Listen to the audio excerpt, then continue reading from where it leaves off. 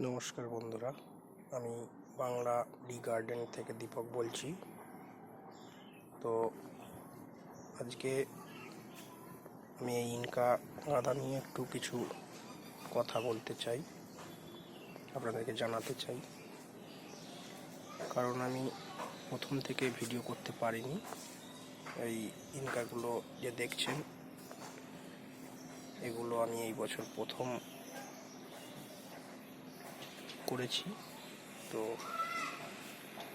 এর আগে আমি কখনো ইনকা করিনি, এবছর প্রথম করেছি এবং যথেষ্ট সাকসেস হয়েছি।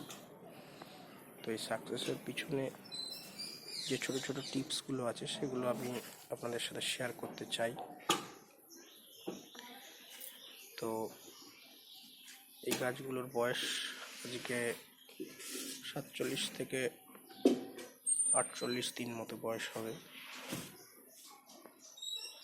তো এই গাছগুলো আমি এনেছিলাম যখন, তখন 2 পাতা ছিল, সবে সদ্য দানা থেকে চারা বেরিয়েছে। সেরকম চারা আমি এনেছিলাম নার্সারি থেকে।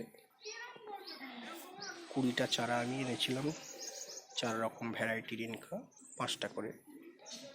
তো সেই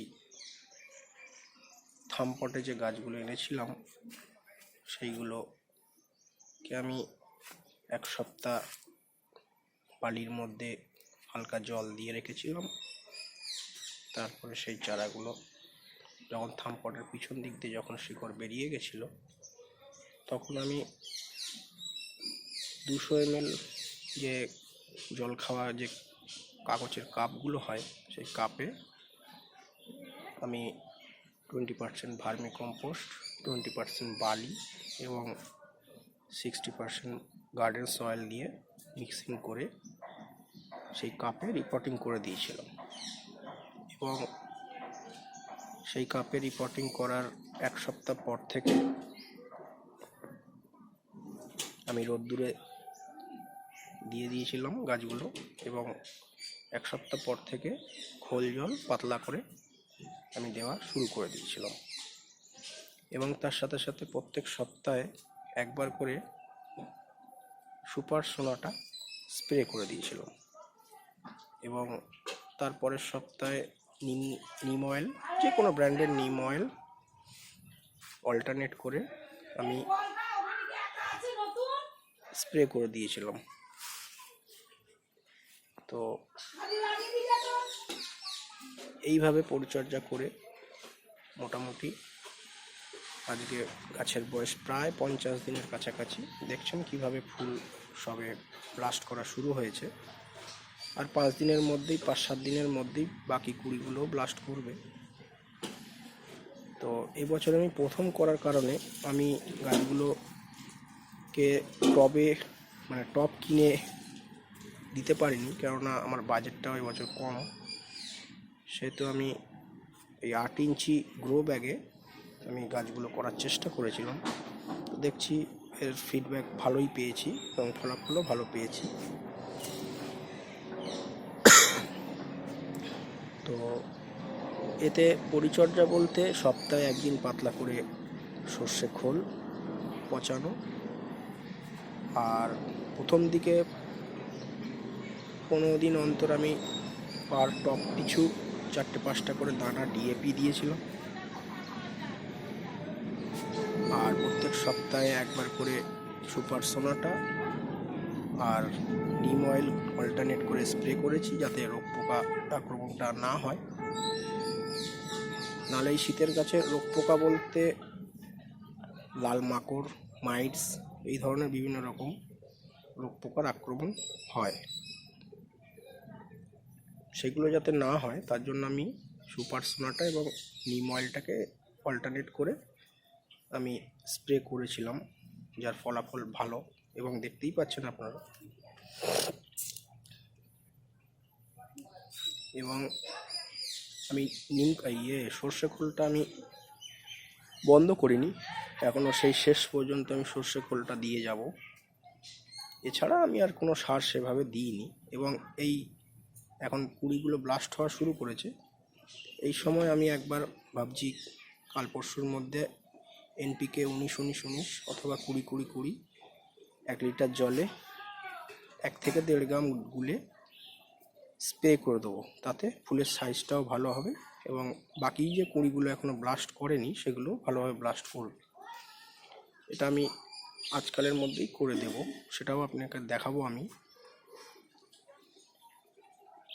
তো আমি একেবারে ডাইরেক্ট নার্সারি থেকে এনে আমি ডাইরেক্ট ফাইনাল পটে দিইনি, আমি ফার্স্ট পটিং করেছিলাম। ফার্স্ট পটিং মোটামুটি 20-25 দিন রেখেছিলাম ফার্স্ট পটে, তারপরে 20 দিন 22 দিন পরে আমি এই গ্রো ব্যাগে ট্রান্সফার করেছিলাম। তো গ্রো ব্যাগে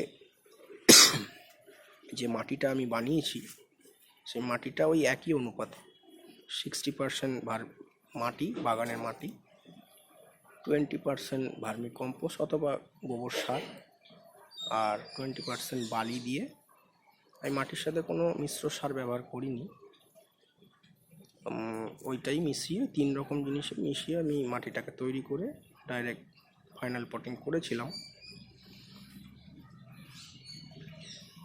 তো তারপরে আমি ওই সর্ষে খোল আর ওই প্রথম 2 থেকে 3 বার আমি ডিএপি দিয়েছিলাম, ব্যাস এই, আর আমি কিছু এতে দিইনি।